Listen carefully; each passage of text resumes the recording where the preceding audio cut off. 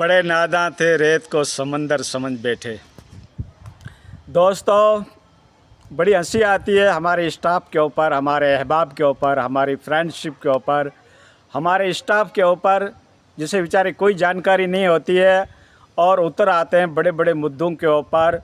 और कोई भी शख्सियत अगर उसकी सच्चाई को, उसकी रियलिटी को, वास्तविकता को अगर कोई उजागर करती है, हाईलाइट करती है, तो वो उछल उछल के कहते हैं तुम्हारी औकात ही क्या है, तुम्हारा स्टेटस ही क्या है, तुम्हारा मुकाम ही क्या है, तुम्हारा हुलिया ही क्या है, तुम्हारा मोहंदरा ही क्या है। और इस तरीके से उसकी बात को इग्नोर कर दिया जाता है, चाहे वो कितनी हकीकत के ऊपर मबनी हो।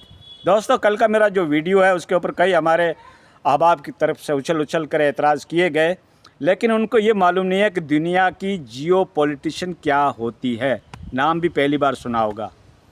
ग्लोबल जानकारी किसे कहा जाता है, स्ट्रेटजी किसे कहा जाता है, हिकमत अमली किस तरीके से दुनिया की वजह की जाती है, पॉलिसी मेकर कौन कहलाते हैं। इस वक्त टेक्नोलॉजी, साइंस की क्या महत्व है, क्या अहमियत है।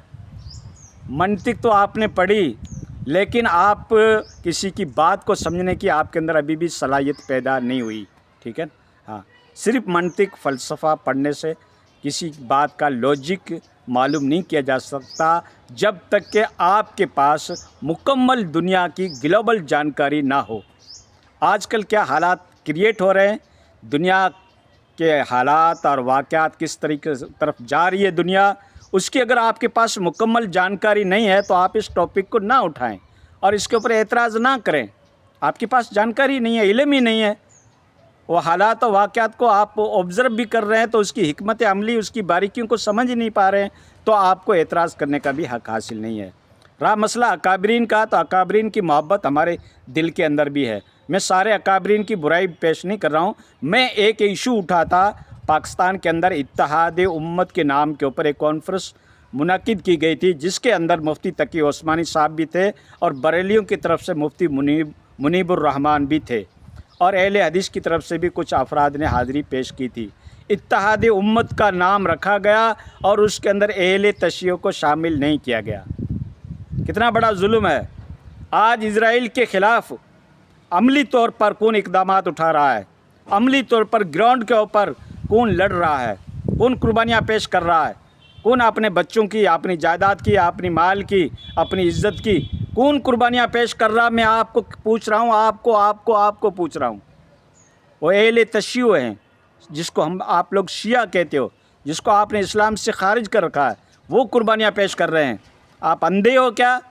इस वक्त जितनी भी रेजिस्टेंस तहरीक चला रही है, कैंपेन चला रही है, मुकाबला कर रही है इज़राइल का, कहाँ से असलिया आता, कौन उसकी बैक मदद कर रहा है, कौन उसके पीछे तंजीमें खड़ी है, कौन सा देश खड़ा है? क्या अरब, क्या दबोई, क्या कतर, क्या बहरीन, क्या लीबिया, क्या तुर्की, क्या मिस्र, क्या जॉर्डन, क्या कतर?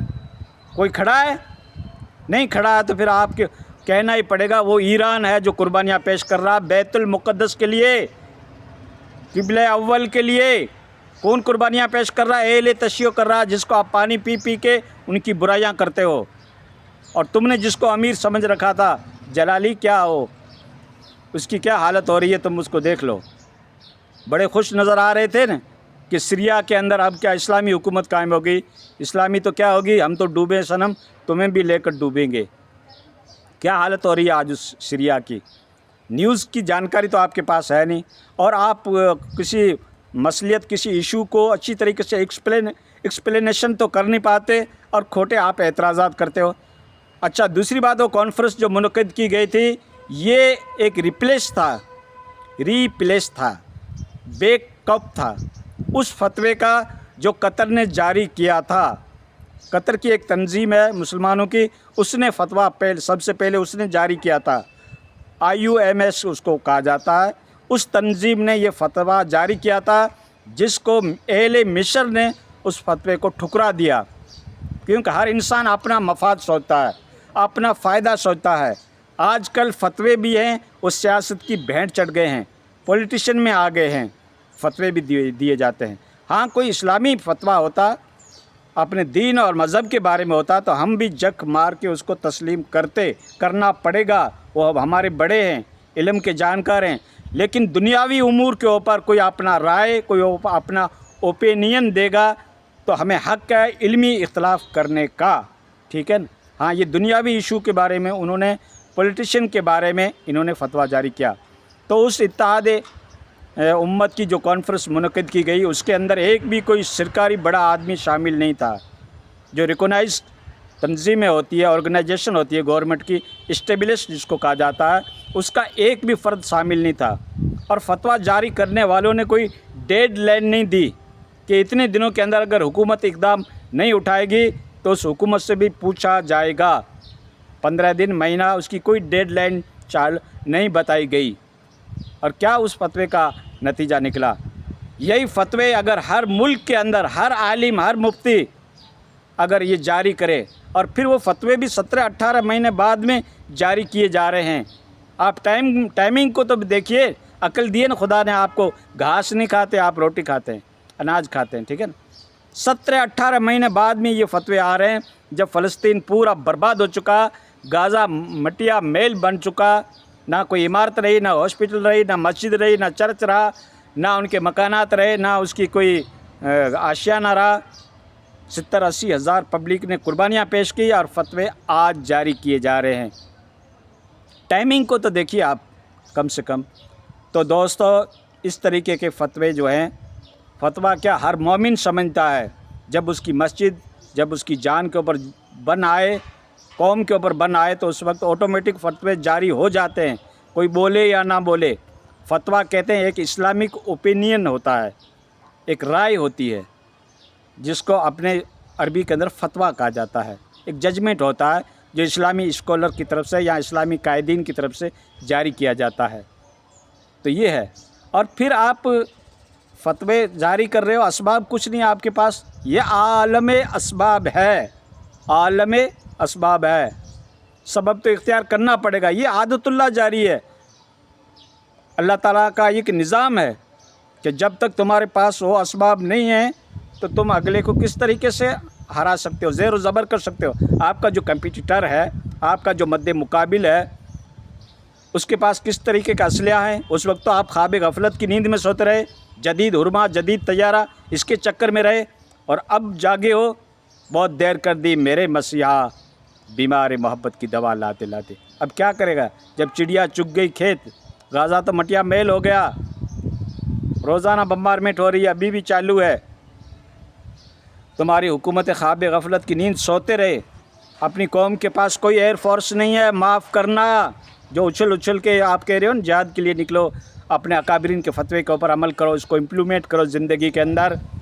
کہاں ہے تمہارے پاس ایئر فورس 57-58 کنٹری کے پاس؟ کہاں ہے تمہارے پاس وہ ٹیکنالوجی، وہ ڈیوائس؟ وہ تو بیٹھے بیٹھے تمہارے جو گھروں کے اندر تمہارے آدمی رہتے تھے، ان کے پیزر کو توڑ کر تمہیں مار دیا، اپنے گھر کے اندر ہی مار دیا۔ وہ ٹیکنالوجی آپ کے پاس ہے، وہ سائنس ہے۔ میں ان کی حمایت میں نہیں ہوں، میرے دل میں بھی درد ہو رہا ہے، کرب ہو رہا ہے، امت کی تڑپ ہو رہی ہے، آپ سے زیادہ ہو رہی ہے۔ جب فلسطین معصوم بچوں کی لاشیں دیکھتے ہیں تو ہمارے لیے کھانا حرام ہو جاتا ہے، آگے رکھا ہوا کھانا بھی ہمارے لیے کھانا مناسب نہیں کہلاتا، زہر بن جاتا ہے جب ان کے حالات زار کو دیکھتے ہیں۔ لیکن کیا کریں، کسی بھی حکومت کے پاس ایئر فورس کی طاقت مضبوط نہیں ہے، یہ ماننا پڑے گا۔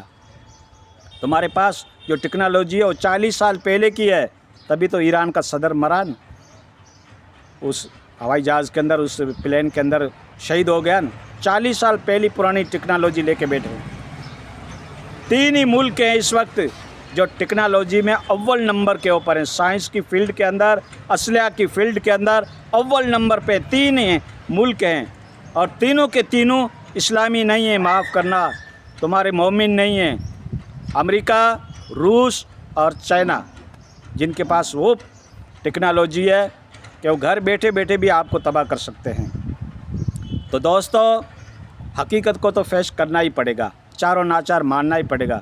کہاں ہے آپ کے پاس F-35 جس کو رن وے کی بھی ضرورت نہیں پڑتی ہے، جو کسی ریڈار میں بھی نہیں آتا ہے، اور خود ٹارگیٹ کو چنتا ہے اور بمبارمنٹ کرتا ہے آپ کے پاس کسی اسلامی حکومت کے پاس یہ ٹیکنالوجی؟ ترکی بڑا بڑا دعویٰ کرتا تھا نا، قوم کی قیادت کا، قوم کی امامت کا، لیکن موسیٰ بننے میں ٹائم لگتا ہے دوستو، बड़ा दुख होता है। मैं खुश नहीं हूँ, दुख होता है, लेकिन क्या करें, छोटा आदमी हूँ, दुनिया के प्लेटफॉर्म पे हमारी आवाज़ नहीं जाती है, लेकिन हकीकत का तो इज़हार कर सकते हैं। बोलने की आज़ादी तो हमें भी मिली है, फ्रीडम एक्सप्रेशन मिला है, तो उस बेसिस के ऊपर हम इतना तो कह सकते हैं, हक़ाइक़ तो बता सकते हैं, हकीकत को तो एक्सपोज कर सकते हैं, रियलिटी तो आपके सामने रख सकते हैं, कौम के अंदर एक जागृति और बेदारी तो पैदा कर सकते हैं कि हमारा कहाँ वीक पॉइंट है, कहाँ हमारी कमज़ोरी है। ठीक है ना दोस्तों, आपका काम है मस्जिद में जाकर दुआएं करना और नमाज़ पढ़ना और उम्मत मुस्लिम को दीन के बारे में बताना। दुनिया की जियो पॉलिटिशियन के अंदर, दुनियावी ग्लोबल पॉलिटिशियन के अंदर आपका काम नहीं है बेटा, माफ़ करना।